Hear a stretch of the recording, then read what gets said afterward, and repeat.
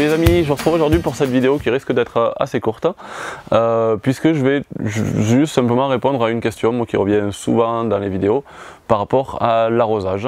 Notamment c'est revenu beaucoup dans la vidéo que j'ai fait sur les boutures il n'y a pas longtemps. Et la question c'est souvent tous les combien de temps il faut arroser. Et du coup voilà, bon, déjà première réponse qui déçoit un peu c'est ça dépend. Parce que ça dépend de beaucoup de choses, je peux pas donner, il n'y a pas de fourchette possible.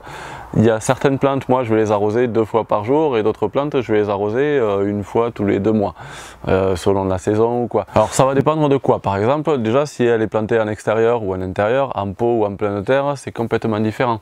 Ça va dépendre du temps qu'il fait, est-ce qu'il fait chaud, est-ce qu'il fait sec, est-ce qu'il y a du vent. Ça va dépendre de dans quel type de sol c'est planté, en pleine terre, si vous avez un sol argileux, sableux, ça va changer complètement.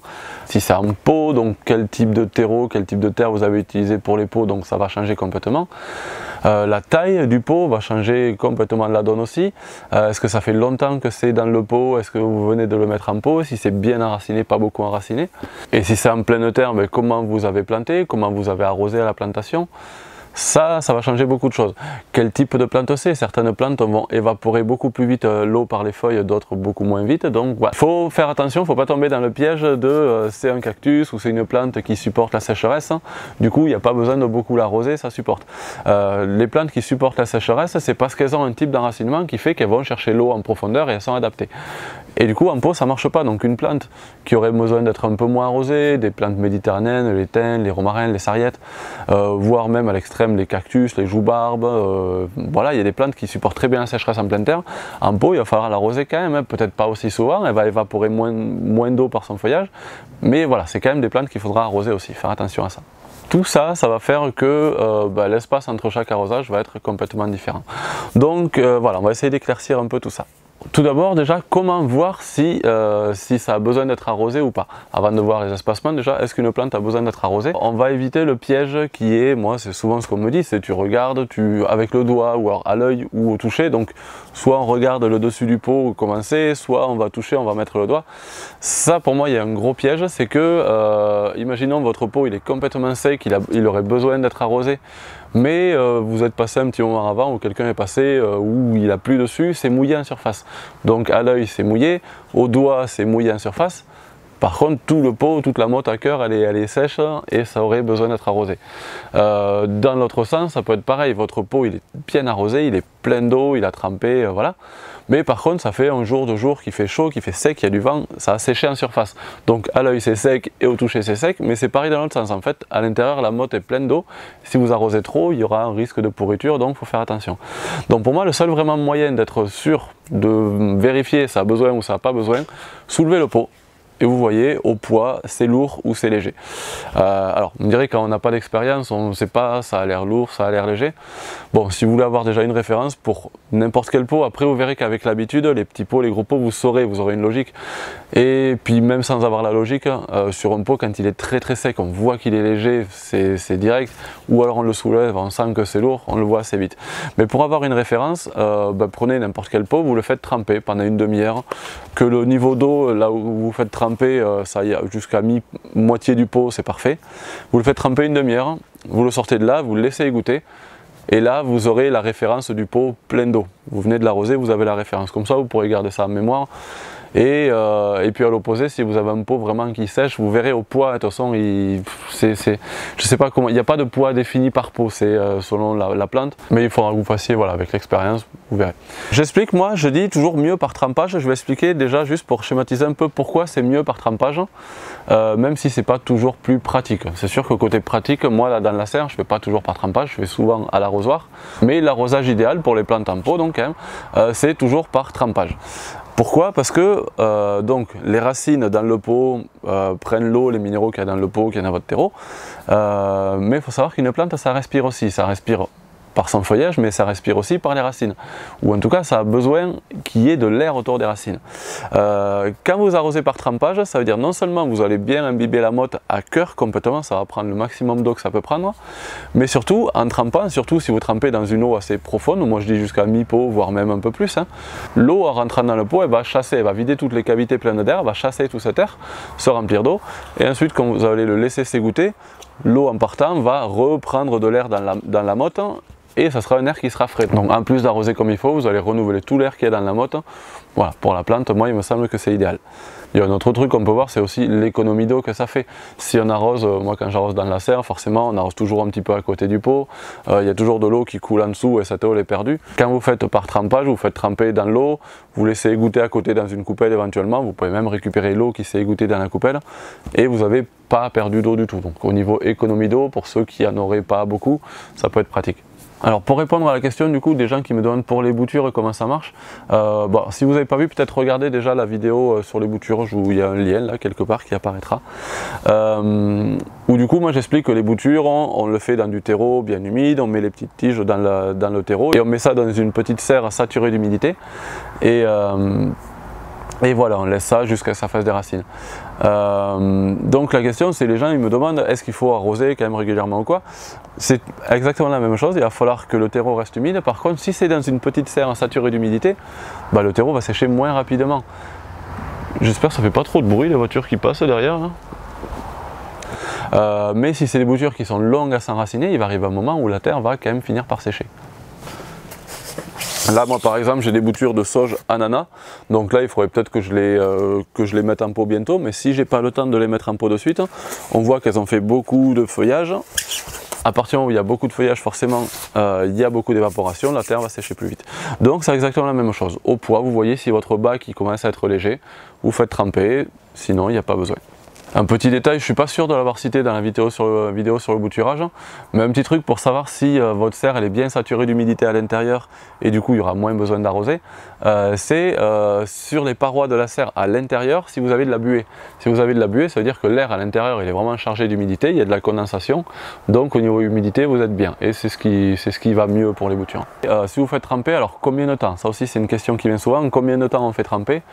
Moi toutes les plantes que je viens de rempoter, que je viens de mettre en pot, je les mets à tremper au moins, alors il faut que la terre soit imbibée, on le voit en surface, quand le terreau en surface du pot commence à être un peu plus foncé, à être un peu humide, c'est bon, c'est que ça a tout pris.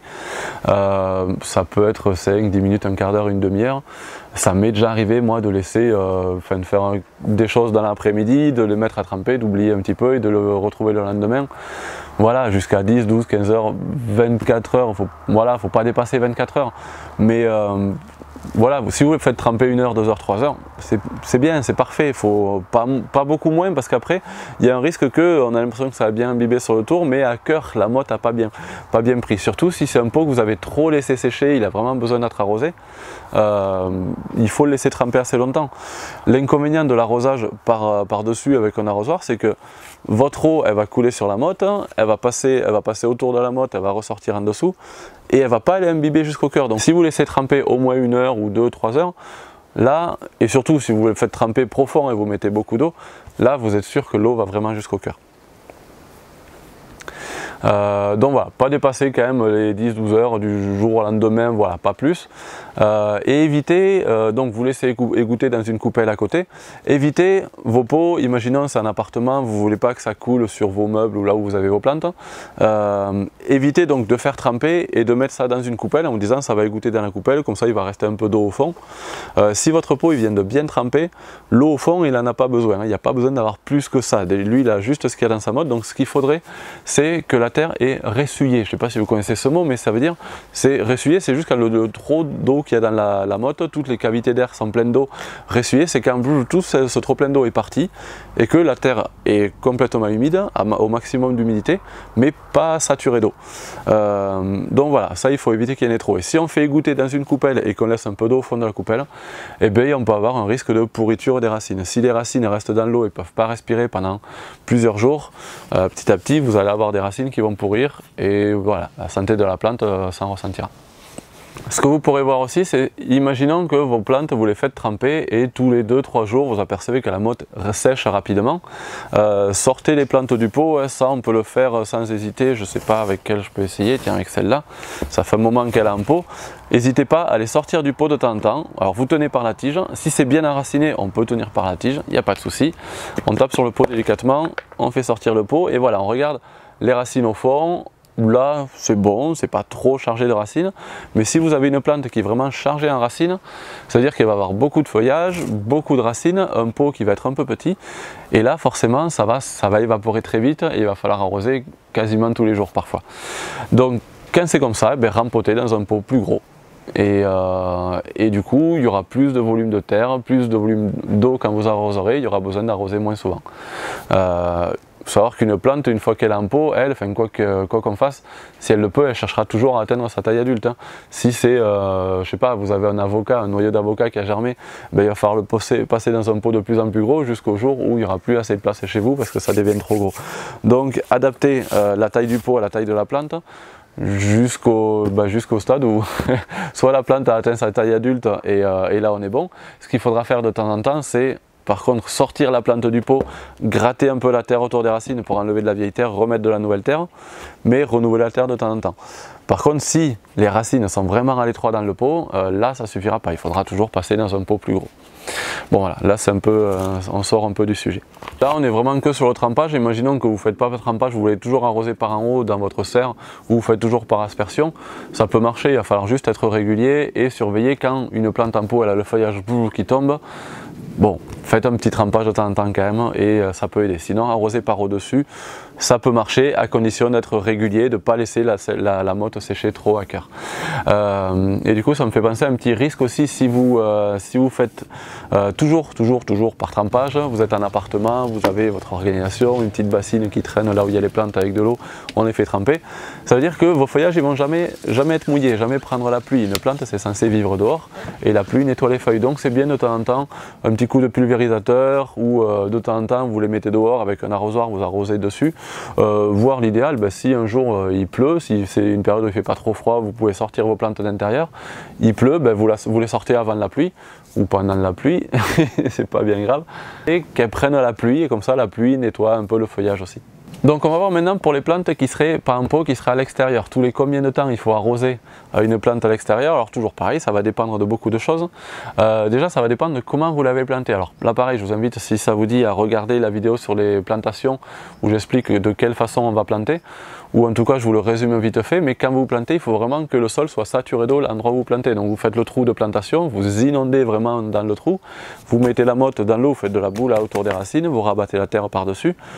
Et en faisant ça, vous êtes sûr que la terre est saturée d'eau et les racines vont descendre en profondeur. Et à partir de là, donc, l'arrosage doit être, selon moi, il faudrait éviter d'arroser un peu tous les jours, comme beaucoup de jardiniers font, tous les jours, tous les matins, tous les soirs, ils passent mettre un petit coup d'arrosoir pour mouiller un peu la terre. Alors effectivement, ça marche, c'est pas que ça ne marche pas, ça va marcher, mais du coup les plantes vont avoir un enracinement qui va rester en surface et va pas forcément aller chercher l'humidité en profondeur. Je suppose que vous avez entendu ça. Donc les plantes vont s'enraciner en surface et ne vont pas chercher l'eau en profondeur. Ce qui n'est pas intéressant parce que si on arrête d'arroser, les plantes vont sécher et vont souffrir de la sécheresse assez rapidement. Pour moi, il faudrait faire des arrosages beaucoup plus copieux. Donc copieux, ça veut dire quoi? Ça veut dire tous les mètres carrés, vous videz un arrosoir de 10 litres quasiment, voire un peu plus. Moi je dis par plante, sur une plante, un pied de tomate ou n'importe quoi, quand j'arrose, j'y mets un arrosoir à la plante, j'y mets 10 litres par plante. Et ça, je le ferai selon la saison, toujours pareil. Si c'est un été très chaud, très sec, avec beaucoup de vent qui va sécher très vite, ok, vous pourrez le faire assez souvent quand même, ça va être toutes les semaines, toutes les 2 semaines. Voilà. Par contre, si le temps est pas trop mauvais ou quoi, ou qu'il pleut de temps en temps, on n'arrose quasiment pas. Moi, le jardin, quand j'arrose la zone potagère, alors j'ai un goutte à goutte sur mes zones de culture parce qu'on a des sécheresses, des étés assez caniculaires. Je mets un arrosage de temps en temps, ça va être toutes les 2-3 semaines, je vais inonder mes zones. Ça veut dire que je mets beaucoup d'eau, mais tellement peu souvent qu'au final, la quantité d'eau utilisée est bien moindre. Et puis après un petit détail moi, que j'aime bien rajouter maintenant, c'est j'arrose pas que mes zones de culture. Si j'arrosais au goutte à goutte juste au pied de mes plantes un peu plus souvent mais pas beaucoup pour donner juste de l'eau à mes plantes, il me semble qu'au niveau global le jardin serait moins intéressant au niveau biodiversité par exemple que En faisant, alors moi ce que je fais, voilà, c'est j'ai des gouttes à gouttes sur mes zones de culture, j'ai des gouttes à gouttes autour de mes zones de culture, sur des zones d'herbes un peu sauvages ou d'aromatiques que j'ai mis, ou de plantes ornementales, ou des arbres ou quoi, et quand j'inonde vraiment même à l'extérieur de mes zones de culture potagère. Histoire que autour de mes tomates, il y a des carottes sauvages, il y a des pissenlits, il y a d'autres choses, il y a pas mal de choses qui poussent. Du coup il y a beaucoup de fleurs sauvages, ce qui au final va attirer quand même beaucoup de pollinisateurs, beaucoup d'insectes, et qui vont mieux polliniser mes plantes potagères, qui vont mieux réguler si j'ai des ravageurs. Enfin bref, du coup ça va être une zone qui va être plus humide, plus vivante. Donc les arrosages ne doivent pas se limiter juste aux plantes qu'on veut faire survivre, mais je pense que ça peut être intéressant d'élargir ça à toutes les plantes sauvages qui pourraient pousser aussi autour du potager. Alors voilà, ça c'est pour ce qui est planté. Par contre, là où il faut arroser régulièrement selon moi, ou en tout cas moi j'arrose régulièrement, et je pense que par expérience vous le verrez vite, c'est quand vous faites des semis. Imaginons vous avez vos zones potagères, vous voulez faire un semis de radis, un semis de carottes, vous allez écarter le paillage s'il y en a, préparer votre lit de semences, et vous allez semer vos radis, vos carottes, gratter un peu la terre pour enfouir un petit peu les graines, et là vous faites un arrosage. Comme ça déjà la terre va bien se coller aux graines ou quoi. Mais par contre là, si vous ne gardez pas la terre humide jusqu'à la germination, vos graines, si elles sèchent, elles ne vont pas germer correctement. Donc là, moi c'est les seuls cas dans lesquels je vais arroser matin et soir. Là vraiment cette saison, là c'est tourné en fin d'été cette vidéo, si vous êtes sur une saison qui est un peu humide, qui pleut de temps en temps, ou qu'en tout cas votre terre reste humide, c'est toujours pareil, à l'œil là, vous n'allez pas pouvoir soulever votre terre, c'est en pleine terre. Donc à l'œil vous regardez si c'est bien humide en surface, et c'est bon. Par contre si c'est en été, qui fait chaud, qui fait sec, qu'il y a du vent, toujours pareil, votre terre va sécher. Donc là on arrose matin et soir jusqu'à la germination. Une fois que c'est germé, au stade germé, il n'y a plus besoin de trop arroser. Donc on va de matin et soir, on va arroser dès que c'est germé, juste un petit coup le matin ou un petit coup le soir, et puis on va faire ça, après on va se mettre à le faire tous les 2 jours, tous les 3 jours, et puis une fois que vos plantules elles commencent à être assez grandes, il n'y a quasiment plus besoin d'arroser. Si c'est des cultures rapides comme des radis, des trucs comme ça, et que c'est en plein été que vous voulez faire, et que votre terre sèche vraiment en profondeur, peut-être il va falloir arroser un petit peu, mais pas tant que ça non plus. C'est bien de stimuler l'enracinement en profondeur des plantes, toujours pareil. Donc là on a vu un extérieur pour tout ce qui est semis et plantes, potagères et autres. On va voir maintenant pour tout ce qui est plantes vivaces, donc arbres et autres plantes vivaces. Il y a un truc qui est bon à savoir, c'est que c'est plutôt à l'automne qu'il faudrait planter. On pourrait planter n'importe quand, on pourrait planter au printemps, mais si vous plantez à l'automne, ça sera mieux au niveau de l'enracinement. Si vous plantez au printemps, l'été ça va sécher, donc il va falloir surveiller l'arrosage, y balancer beaucoup d'eau, un peu de temps en temps, enfin beaucoup d'eau de temps en temps, pas trop souvent. Par contre si vous plantez à l'automne, ça va avoir tout l'hiver pour s'enraciner correctement, et l'été suivant normalement la plante aura eu bien le temps de s'enraciner, il y aura moins besoin d'arroser. Si c'est pour des arbres qui vont en profondeur, c'est quand même bien de prendre soin d'eux les premières années pour qu'ils soient enracinés correctement. Donc planter à l'automne, là à partir des premières pluies d'automne, là maintenant ça va pas tarder à arriver, on est fin septembre, on est quoi, on est mi-fin septembre là. Voilà, par contre, pour des gros arbres, peut-être surveiller l'arrosage, même si vous plantez à l'automne, l'été suivant, et voire éventuellement l'été d'après, pour avoir vraiment un enracinement efficace. Dans les débuts, c'est toujours très important. C'est comme on a vu pour les radis ou autres semis de carottes, c'est bien arroser matin et soir, parce que c'est des bébés, c'est vraiment en train de naître, donc surveiller au début, puis une fois que c'est bien enraciné, on ralentit les arrosages. Pour les arbres c'est pareil, mais en plus large, on va surveiller l'arrosage les 2-3 premières années, les 2-3 premiers étés en tout cas, surtout. Et à partir de là, normalement, il n'y a plus besoin de trop arroser. Et en plus, ce qui est intéressant, c'est qu'une fois que vous avez des arbres bien enracinés, qui vont évaporer de l'eau par le feuillage, ça va créer un écosystème qui va faire que votre air sera plus humide et que toutes les petites plantes potagères à côté auront moins besoin d'être arrosées. Donc voilà, ça va dans un sens, on peut voir le potager de manière globale, en mode un peu forêt fruitière, comme de plus en plus de gens font aujourd'hui. Voilà, je crois que j'ai à peu près fait le tour en ce qui concerne l'arrosage. Si vous avez encore des questions en plus là-dessus, n'hésitez pas dans les commentaires et j'essaierai d'y répondre si je peux. Sinon, je referai une vidéo ou un live où on parlera encore un petit peu de ça bientôt. Donc, merci à vous d'avoir suivi la vidéo jusque là, j'espère que ça vous a plu. Si c'est le cas, n'hésitez pas à partager, à en parler, à vous abonner à la chaîne YouTube. Et si vraiment ça vous plaît, vous pouvez nous soutenir sur la plateforme Tipeee. Et comme d'habitude, un grand merci à tous ceux qui nous soutiennent déjà. C'est vraiment grâce à vous qu'on peut faire tout ça. Donc merci, à bientôt, salut!